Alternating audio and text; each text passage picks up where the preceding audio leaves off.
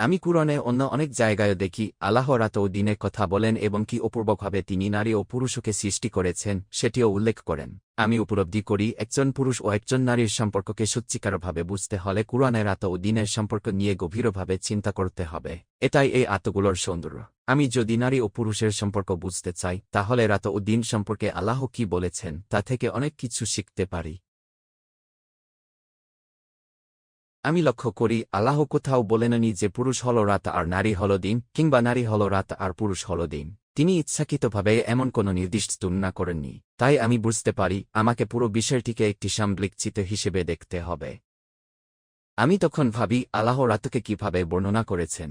আমি উপলব্ধি করি দাম্পত্য জীবনের একটি গুরুত্বপূর্ণ দিক হল স্বামী স্ত্রী একে অপরের আবরণ হবে, তারা একে অপরের ঘনিষ্ঠ হবে, তারা একে অপরকে ভালোবাসবে, তারা একে অপরের প্রতি রোমান্টিক হবে, তারা একে অপরের গোপনীয়তার রক্ষক হবে, ঠিক যেমন পোশাক মানুষের গোপন বিষয় আড়াল করে রাখে। আমি আরও বুঝতে পারি স্বামী স্ত্রী একে অপরের রক্ষাকবচ হবে। যেমন রান্না করার সময় গরম তেল ছিটকে এলে পোশাক সেই আঘাতে নিজের ওপর নেয় এবং শরীরকে রক্ষা করে, তেমনি যদি কেউ আমার স্ত্রীকে কিংবা আমাকে অপমান করতে চায় তাহলে আমাদের উচিত সেই আঘাত নিজের ওপর নেওয়া এবং তা যেন আমার জীবনসঙ্গীর কাছে না পৌঁছায়। এটাই একে অপরের জন্য লিবাস হওয়ার একটি অংশ।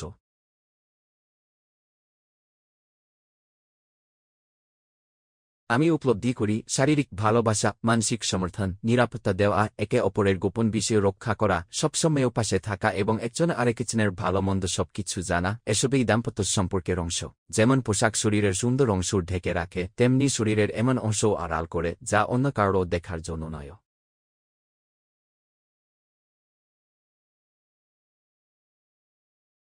একইভাবে আমি বুঝতে পারি একজন স্বামী বা স্ত্রীর এমন কিছু সৌন্দর্য থাকে যা শুধু তার জীবনসঙ্গীর জন্য, আবার এমন কিছু দুর্বলতা ও ত্রুটি থাকে যা শুধু তার জীবনসঙ্গী জানবে, অন্য কারও তা জানার প্রয়োজন নেই। এটাই দাম্পত্য সম্পর্কের সেই ব্যক্তিগত অংশ যা রাতের মতোই নিভৃত ও আড়াল করা।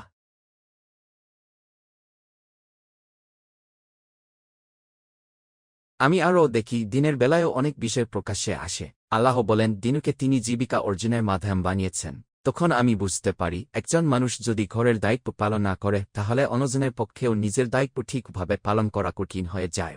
যদি স্ত্রী ঘরের প্রয়োজনীয় বিষয়গুলো দেখাশোনা না করেন তাহলে স্বামীর জন্য কাজে মনোযোগ দেওয়া কঠিন হতে পারে। আবার এমনও হতে পারে স্বামী স্ত্রী দুজনেই একসাথে ব্যবসা পরিচালনা করছেন। এমন ঘটনা সাহাবীদের যুগেও ছিল। তখনও অনেক ক্ষেত্রে নারী ও পুরুষ একসাথে খামারে কাজ করতেন। তারা একে অপরের সহযোগী ছিলেন। তাদের একসাথে বসে সময়সূচি ঠিক করতে হতো। আজ সন্তানকে কে নিয়ে আসবে, কে তার পড়াশোনায় সাহায্য করবে, আজ বাসনের কাজ কে করবে, কে অন্য কাজগুলো করবে, বাড়ির সামনের অংশের দায়িত্ব কে নেবে, পেছনের অংশের কাজ কে করবে, এসব বিষয়ে দুজনকেই আলোচনা করে ঠিক করতে হয়। তারা একসাথে কাজ না করলে এগুলো সম্ভব হয় না। আমি তখন উপলব্ধি করি আমি আসলে কি নিয়ে কথা বলছি। আমি দায়িত্বের কথা বলছি। একটি বিবাহ শুধু ভালোবাসার সম্পর্ক নয়, এটি দায়িত্বের সম্পর্ক। দুঃখজনকভাবে আমি দেখি অনেক মুসলিম দাম্পত্য জীবনে শুধু দায়িত্বের দিকটি গুরুত্ব পায়।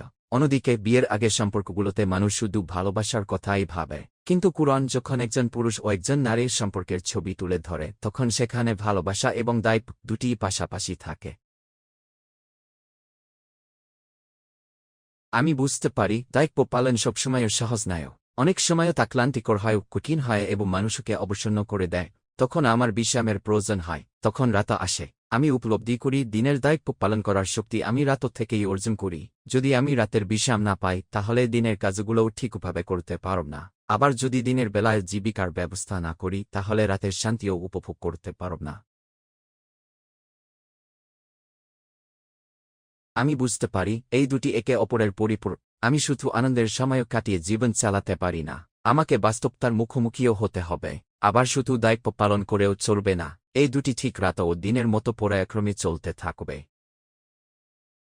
আমি দেখি দিনের একটি সময় আমি আমার জীবনসঙ্গীর সবচেয়ে কাছের বন্ধু। আবার দিনের আরেকটি সময় আমরা সংসারের প্রয়োজনীয় বিষয়গুলো নিয়েই ব্যস্ত থাকি। তখন হয়তো আমি বলি বিলটা পরিশোধ করেছ, অথবা ওই কাজটা করেছ। তখন রোমান্টিক কথার সময় নাও থাকতে পারে। আমি হয়তো বলি পরে ভালোবাসার কথা বলবো, এখন আগে এই কাজটা শেষ করি। আমি উপলব্ধি করি দাম্পত্য জীবনে কিছু অংশ খুবই বাস্তব এবং দায়িত্বপূর্ণ, আবার কিছু অংশ ভালোবাসা, স্নেহ এবং আন্তরিকতায় ভরা। এই দুই দিকের মধ্যে ভারসাম্য বজায় রাখতে হয়। শুধু একটিকে আঁকড়ে ধরে থাকলে চলে না, ঠিক যেমন রাত এবং দিন দুটিই প্রয়োজন। এটাই এই উপমার অসাধারণ সৌন্দর্য। আমি এরপর এই আতগুলোর বিনাশের দিকে আবার তাকাই। আমি দেখি শুরুতে আল্লাহ পৃথিবী ও পাহাড় এক কথা বলেছেন, আর শেষে আকাশ ও সূর্যের কথা বলেছেন। এরপর তিনি পুরুষ ও নারীর কথা বলেছেন এবং তার বিপরীতে রাত ও দিনের কথা উল্লেখ করেছেন। কিন্তু এই পুরো ধারাবাহিকতার মাঝখানে এমন একটি বিষয় রয়েছে যা আমার দৃষ্টি বিশেষভাবে আকর্ষণ করে। আল্লাহ আমার ঘুমের কথা বলেছেন। তিনি বলেছেন, আমার ঘুম এমন একটি বিষয় যা আমাকে সবকিছু থেকে বিচ্ছিন্ন করে দেয়।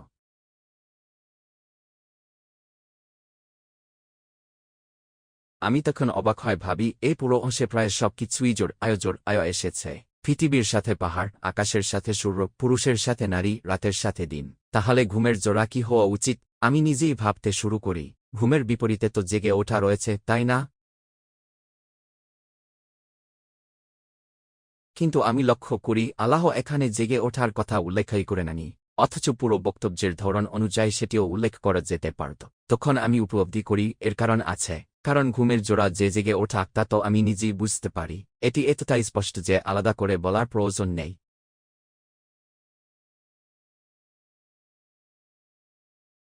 আমি তখন আরও মনোযোগ দিয়ে চিন্তা করি, কুরআনে ঘুমকে এমন একটি বিষয় হিসেবে বর্ণনা করা হয়েছে যা মৃত্যুর সবচেয়ে কাছাকাছি অভিজ্ঞতা, অর্থাৎ ঘুমকে মৃত্যুর সঙ্গে তুলনা করা হয়েছে।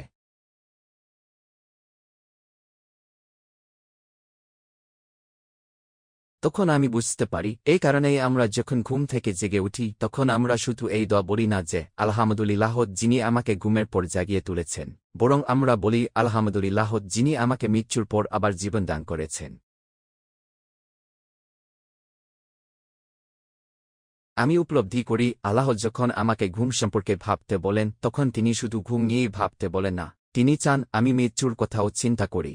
কারণ প্রতিটি সকাল আমার জন্য যেন একটি ছোট পুনরুত্থানের অভিজ্ঞতা।